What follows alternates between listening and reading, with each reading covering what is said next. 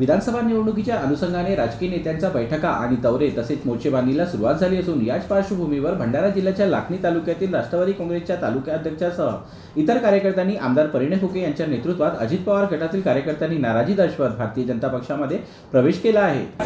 आणि गेल्या अनेक 20 वर्षांपासून मी राष्ट्रवादी काँग्रेसचा कार्यकर्ता होतो। तिथं अनेक पदं भूषवली। आजच्या परिस्थितीला जेव्हा पक्ष विभागायचा होता त्यावेळेस मी तालुका उपाध्यक्षाची लाखनी ही जबाबदारी पार पाडत होतो। त्यानंतर मी पक्षफुटीनंतर शरद पवार साहेबांच्या गटामध्ये कार्यरत होतो आणि तिथं ओबीसी सेल तालुका अध्यक्षाची जबाबदारी मी आतापर्यंत सांभाळत होतो। मला एवढंच वाईट वाटलं की ज्या नेत्यासाठी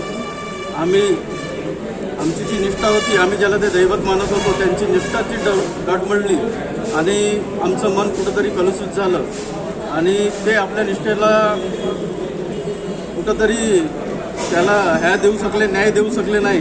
म्हणून आम्ही आता यापुढं बीजेपीत भारतीय जनता पार्टीत जाण्याचा मार्ग आज निवडला आणि आज आम्ही भारतीय जनता पार्टीमध्ये सामील झालो। जीबी न्यूजचं प्रत्येक अपडेट मिळवून घेण्यासाठी तुम्ही आमच्या चॅनलला लाईक करा, सबस्क्राइब करा आणि शेअर करा, तसंच बेल आयकॉनला सुद्धा प्रेस करा। आपला जिल्हा, आपली बातमी, जीबी न्यूज भंडारा।